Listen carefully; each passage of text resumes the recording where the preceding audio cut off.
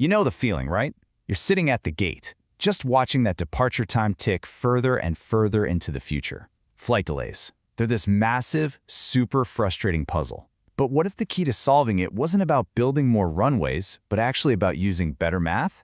Let's dive into the huge scheduling challenge that decides if your next flight is on time. I mean, it's a seriously mind-boggling feat of logistics. Every single day, coordinators are orchestrating this incredibly complex ballet of takeoffs and landings, all while juggling limited space and time. So, how do they even decide who gets to go and who has to wait? Well, at its core, the problem is something we can call the airport squeeze. It's pretty simple, really. There's just way more demand for flights than there is airport capacity, especially during those super popular times. And that squeeze? It has very real consequences. Just to give you an idea, back in 2015, a staggering 18% of all commercial flights in Europe were delayed by 15 minutes or more.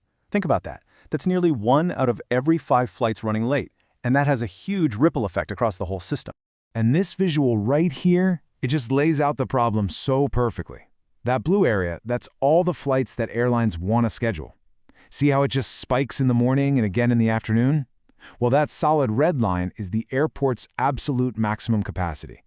Anytime that blue wave crashes over the red line, you get a traffic jam. And a traffic jam in the air means delays on the ground.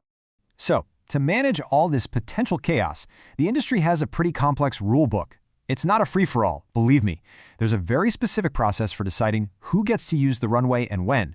And the basic building block of this entire system is something called an airport slot. The best way to think of it is like a dinner reservation, but for a multi-million-dollar airplane. It's the official green light for an airline to land or take off at a very specific moment. If you don't have a slot, you're not going anywhere. Okay, but with so many different airlines all fighting for the best times, how do coordinators possibly decide who gets which slot? Well, just like boarding a plane, there's a priority system. Not all requests are created equal. And this is the pecking order. It's brilliant. Right at the very top, you have historic flights. So if an airline had a slot last year and used it, they get first dibs on that exact same slot this year. It's kind of like a use it or lose it deal. Next in line are those same airlines trying to make small tweaks to their historic slots. Then, to keep things competitive, up to half of whatever is left over is offered to brand new airlines. And finally, at the bottom of the list is everybody else with a new flight request. Okay, so if that already sounds like a headache for a single day, just imagine trying to do it for an entire travel season, which can go on for months. The scale of this puzzle is just immense. But here's the kicker. There's one particular rule that takes this from a difficult task to something exponentially harder. It's a single constraint that turns a daily scheduling problem into this massive interconnected web.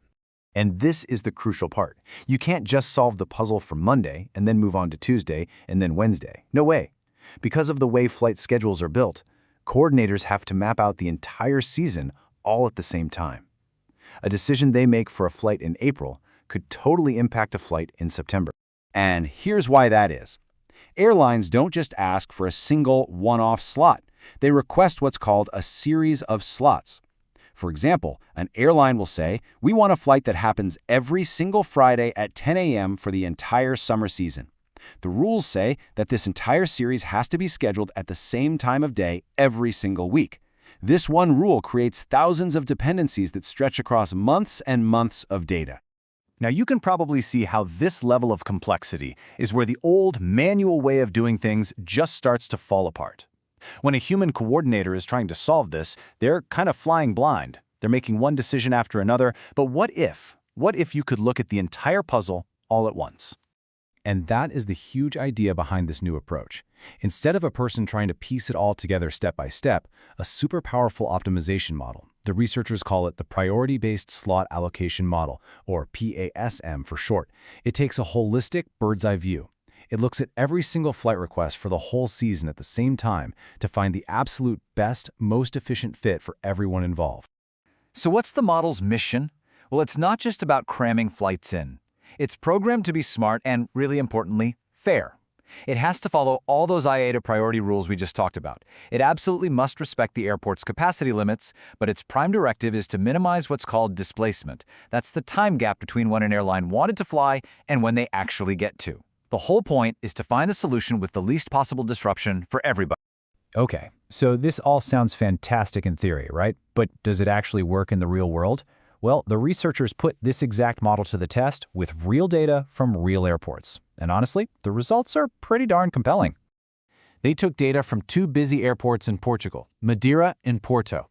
They fed the model the exact same flight requests that the human coordinators got, and then they compared the computer's perfect schedule to the one that was actually used. And right off the bat, the model dramatically cut down the single worst delay for any one flight. It managed to find a schedule where the longest wait time for any airline was slashed by 10 to 25 minutes. For that one unlucky airline, that's a huge improvement. But what about the overall system, the big picture? The model was able to reduce the total amount of delay time across all flights by as much as 27%. It just found all these little inefficiencies that, when added up, shaved off thousands and thousands of minutes of cumulative delays over the whole season. And this part is really key. It did all of this while actually disrupting fewer flights overall. The model reduced the total number of flights that had to be moved from their requested times by up to 7%. So it's not just shuffling the pain around, it's actually reducing the total amount of pain in the entire system. So the next time you're stuck at an airport, just remember the airport squeeze. It's this colossal math problem being worked on behind the scenes. And yeah, bad weather is always going to be a factor. But it really seems like a smarter, more mathematical approach to scheduling could mean a whole lot more of us get where we're going right on time.